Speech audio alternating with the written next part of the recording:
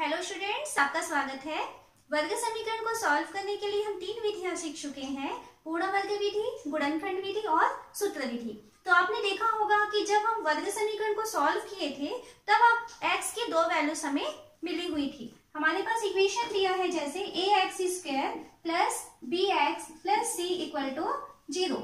तो जहां पर चर राशि की अधिकतम घात 2 होती है उसे हम वर्ग समीकरण कहते हैं। और क्योंकि घात 2 है इसका मतलब है कि आपको यहाँ पर x की दो वैल्यूज मिलने वाली होती है। हो सकता है दोनों वैल्यूज इक्वल हो और अलग अलग हो, ये भी पॉसिबल है। अब यहाँ पे अगर दो वैल्यूज मान लेते हैं कि पहली वैल्यू अल्फा है और दूसरी वैल्यू बीटा है, इन दोनों वैल्यूज को कहा जाता है मूल। आपको x के जो दो आंसर मिलते हैं वे दोनों आंसर उसके मूल कहलाते हैं। अब अगर मान लीजिए किसी वर्ग समीकरण को आप देख करके बताना है कि उसके मूलों में क्या संबंध है, तो उसके लिए देखिए क्या करते हैं। मान लीजिए आपके पास इस तरीके से कोई वर्ग समीकरण दिया हुआ है जिसके मूल अल्फा और बीटा है। तो दो फॉर्मूले हैं, पहला होता है मूलों का योग। मूलों का योग मतलब पहला और दूसरे मूल को यदि हम जोड़ दें, यानी अल्फा प्लस बीटा की वैल्यू हम डायरेक्ट वर्ग समीकरण को देख करके पता कर सकते हैं। तो इसकी वैल्यू होती है -b/a। और सेकेंड हमें जो फॉर्मूला याद रखना है वो है मूलों का गुणन।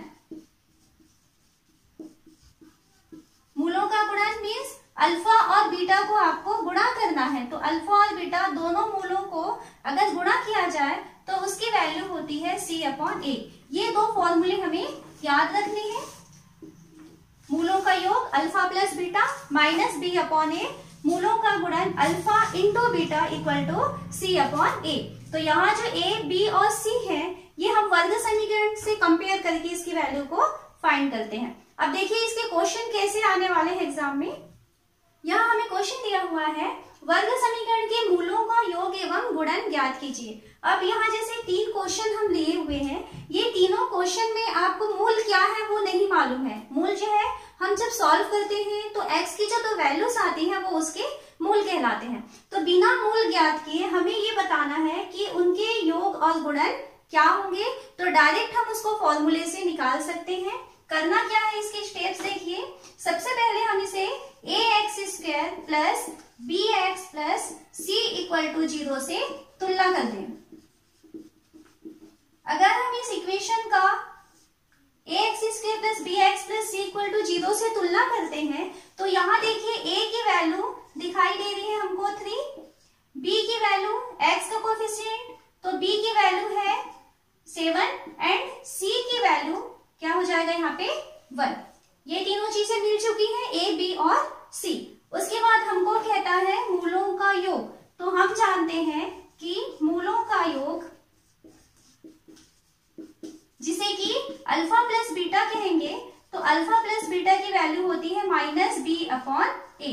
आपको फॉर्मूले में वैल्यू रखना है बस। तो alpha plus beta equal to, यहां से देखिए a, b, c की वैल्यू दिख रहा है -b, तो b की वैल्यू है 7/a यानी कि 3।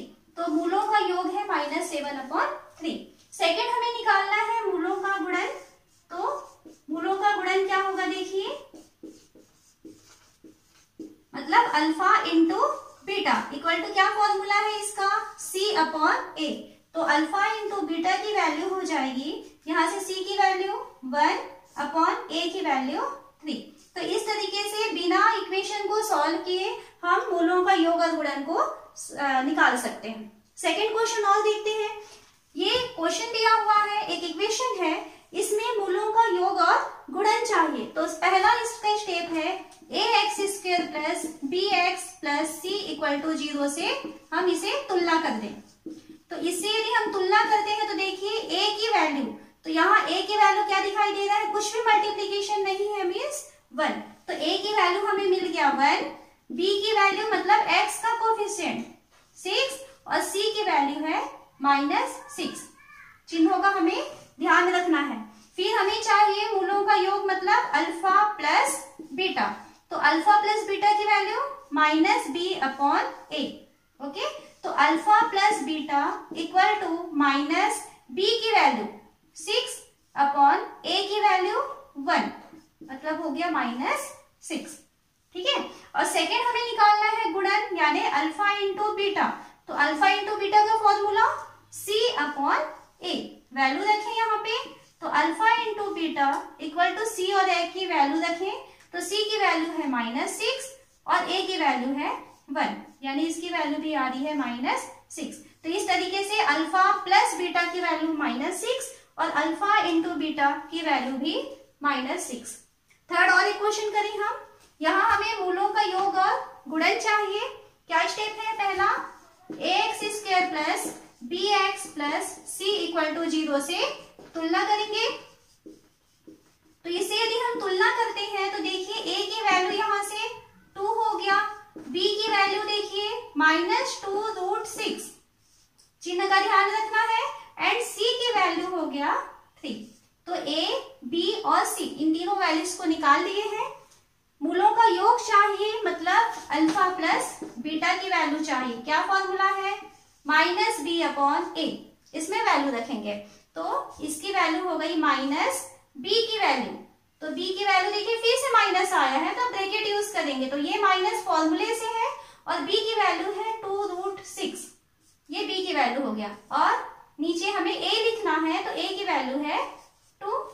सॉल्व करें तो ब्रैकेट ओपन करेंगे तो माइनस और माइनस का मल्टीप्लाई प्लस हो जाएगा, तो ये 2√6 अपॉन 2 कैंसिल हो गया, तो इसकी वैल्यू है √6, अल्फा प्लस बीटा की वैल्यू। सेकेंड गुणन, यानी आपको अल्फा इंटू बीटा चाहिए, तो c अपॉन a, ये फॉर्मूला वैल्यू रखिए, तो c की वैल्यू देखिए, यहाँ से c की वैल्यू निकाले हैं हम लोग 3, यहाँ से भी देख सकते हैं, तो 3 अपॉन a की वैल्यू है 2, तो यहाँ पे मूलों का गुणन जो है वो 3/2। तो यहाँ अगर आपको इक्वेशन दिया हुआ है और आपको मूलों का योग और गुणन चाहिए, तो आप क्या करेंगे? सबसे पहला काम है कि आप उसमें a, b और c की पहचान करेंगे। ax² plus bx plus c equal to 0 से तुलना करेंगे और a, b और c की वैल्यू लिखेंगे, और उसके बाद ये दो फॉर्मूले आपको याद रहना जरूरी है। Alpha plus beta equal to -b upon a, और अल्फा इंटू बीटा की वैल्यू होता है c अपॉन a। तो यहाँ से आप आसानी से इन दोनों की वैल्यूज को फाइंड कर सकते हैं। नेक्स्ट अब देखिए, मान लीजिए हमें किसी वर्ग समीकरण के मूल मालूम है, जैसे मान लीजिए कोई वर्ग समीकरण है और उस वर्ग समीकरण के मूल यदि कहता है कि एक मूल अल्फा है और सेकंड मूल जो है बीटा है, तब वर्ग समीकरण क्या होगा। तो यदि मूल ज्ञात है और हमें समीकरण क्या है ये पता लगाना है, तो इसके लिए फॉर्मूला होता है x² माइनस ब्रैकेट में मूलों का योग, bracket close, into x plus मूलों का गुणन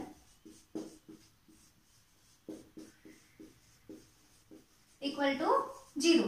इस फॉर्मूले से हम यदि दोनों मूल हमें ज्ञात है तो वर्ग समीकरण क्या है ये पता लगा सकते हैं, या इसको और थोड़ा शॉर्टकट में लिखे तो ऐसा लिख सकते हैं x² माइनस मूलों का योग को हम लिख सकते हैं alpha plus beta into x plus मूलों के गुणन को हम लिख सकते हैं alpha into beta equal to 0। अब देखिए इसके क्वेश्चन किस तरीके से है, हम एग्जांपल लेते हैं। मान लीजिए हमको मूल दिए गए हैं 7 और 4, तो अगर 7 और 4 मूल है, इसका मतलब है कि एक मूल यानी अल्फा को हम 7 लिखें और सेकंड मूल बीटा की वैल्यू को हम मान लीजिए 4 लिखते हैं। अब हमें क्या कहता है कि अगर किसी वर्ग समीकरण के मूल 7 और 4 दिए हुए हैं तो वो वर्ग समीकरण क्या होगा बताइए। तब हम इसमें फॉर्मूला है हमारे पास, वर्ग समीकरण के लिए हो जाएगा वर्ग समीकरण इक्वल टू होता है x² minus alpha plus beta x plus alpha into beta equal to 0। यहाँ वैल्यू रखें x² minus alpha plus beta, तो यहाँ ब्रैकेट में अल्फा की वैल्यू 7 और बीटा की वैल्यू 4, तो 7 प्लस 4 और x plus alpha into beta, तो अल्फा की वैल्यू 7 इंटू बीटा की वैल्यू 4, तो 7 और 4 का मल्टीप्लीकेशन है इक्वल टू 0। सॉल्व करें x² माइनस, इन दोनों को जोड़ना है हमें, तो 11x प्लस मल्टीप्लीकेशन करें इसे तो 28 इक्वल टू 0।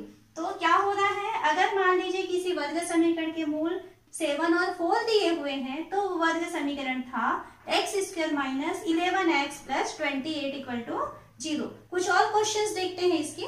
यहाँ क्वेश्चन दिया हुआ है, अगर मान लीजिए किसी वर्ग समीकरण के मूल पहला है √3 माइनस 7 और सेकेंड मूल है √3 प्लस 7, तो वर्ग समीकरण क्या होगा पता लगाइए। तो हम ये मान लेते हैं कि माना पहले मूल को हम अल्फा से शो करें, तो अल्फा की वैल्यू है √3 माइनस 7 और सेकेंड मूल को यदि हम बीटा से शो करें तो बीटा की वैल्यू हमें दिया हुआ है √3 प्लस 7। हमें कहता है कि वर्ग समीकरण क्या होगा। तो वर्ग समीकरण का हम फॉर्मूला लिखें, तो वर्ग समीकरण का फॉर्मूला होता है x² minus alpha plus beta x plus alpha into beta equal to 0। यहाँ वैल्यू देखें, x² माइनस अल्फा की जगह हमें लिखना है √3 माइनस 7 प्लस अल्फा बीटा की जगह हमें लिखना है √3 प्लस 7। देखिए यहाँ पे अल्फा की वैल्यू और प्लस बीटा की वैल्यू, इन दोनों को लिख लिए और उसके बाहर में है x plus alpha into beta, तो अल्फा की वैल्यू है √3 माइनस 7 और इसको मल्टीप्लीकेशन करना है बीटा से, तो बीटा की वैल्यू दिया हुआ है √3 प्लस 7 इक्वल टू 0।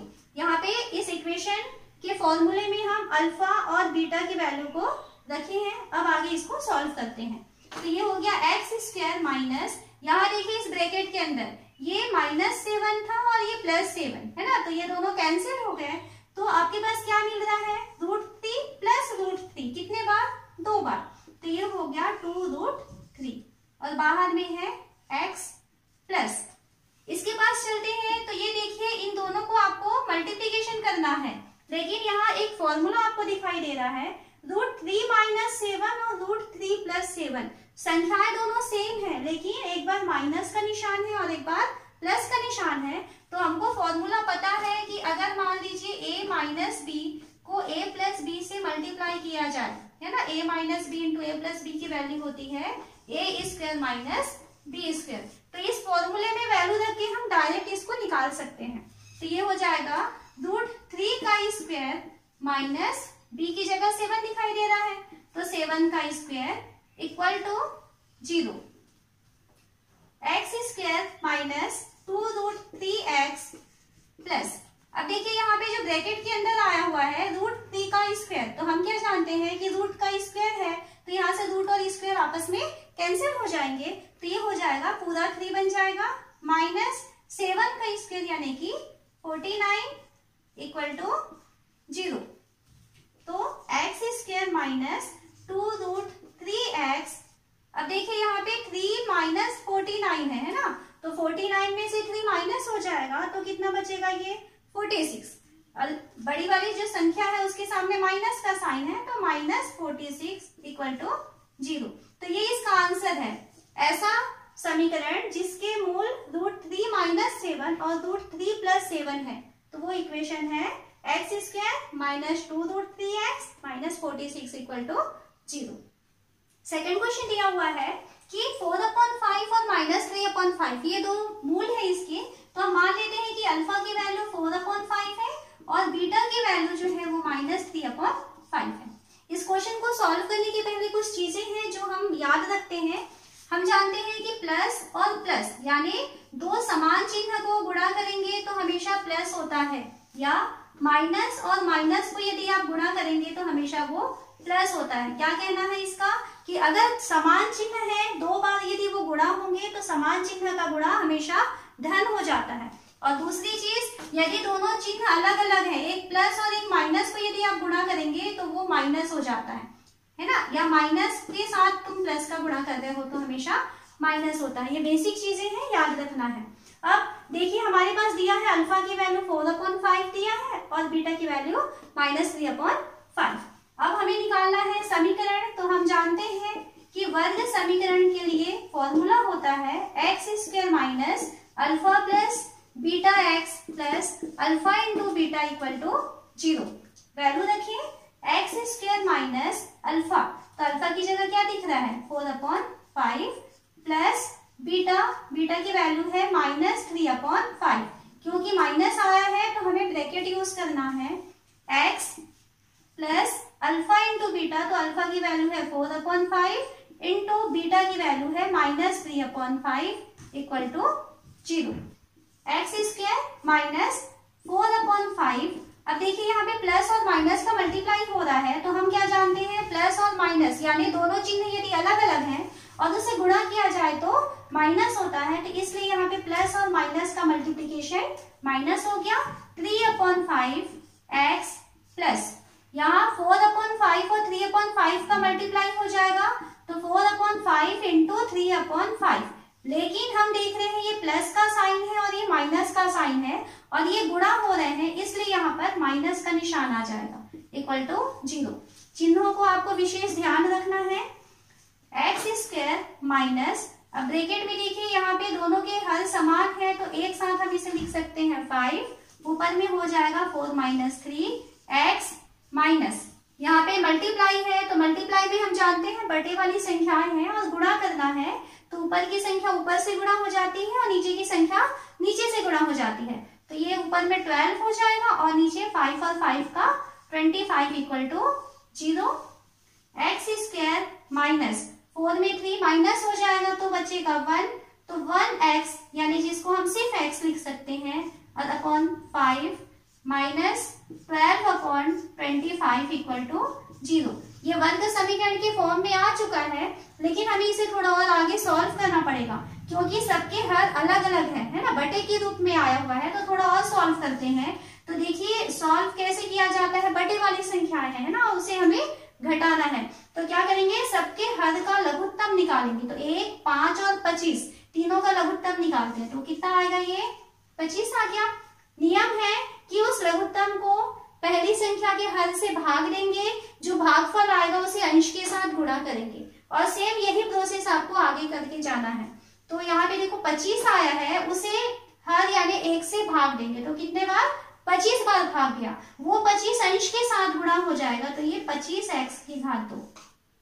सेकंड के पास गए, अब इस 25 को सेकंड के हर से भाग देना है, तो 25 को जब 5 से भाग दोगे तो 5 × 5 = 25, 5 आया, वो 5 ऊपर वाले के साथ गुणा हो जाएगा, तो ये 5x।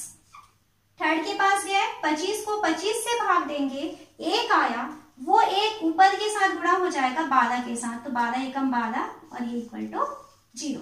अब यहाँ देखिए 25 नीचे है, हम इसे यहाँ से हटाना चाहते हैं तो पक्षांतर करेंगे, तो जो संख्या भाग में है वो पक्षांतर होके दूसरी तरफ में गुणा में हो जाता है, तभी अगर हम पक्षांतर करें तो ये क्या हो गया, 25x की घात 2 ऋण 5x ऋण 12 बराबर, ये 25 शून्य के साथ गुणा होकर के शून्य बना देगा, और इस तरीके से हमारे पास वर्ग समीकरण का इक्वेशन आ चुका है 25x² - 5x - 12 इक्वल टू 0, जिसके मूल है 4/5 और ऋण 3/5।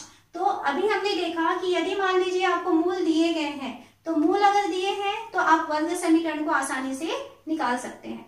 आपकी बुक में कुछ क्वेश्चन ऐसे दिए हुए हैं जिसमें आपको अल्फा प्लस बीटा की वैल्यू सॉल्व करके दिया हुआ है और अल्फा इंटू बीटा की वैल्यू भी दिया हुआ है।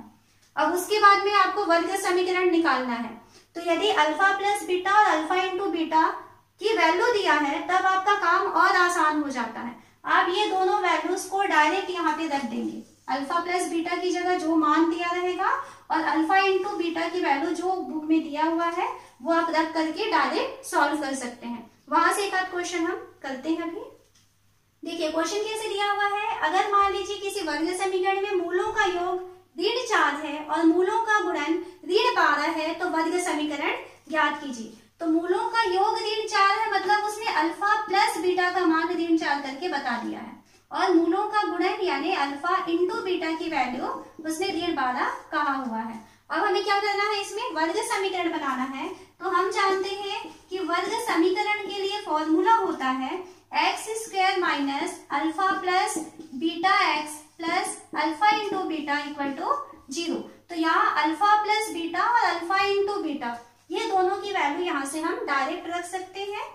x² minus alpha plus beta की वैल्यू -4 है, तो क्योंकि माइनस है तो ब्रैकेट यूज करेंगे, x plus alpha into beta की वैल्यू -12 है, तो -12 इक्वल टू 0।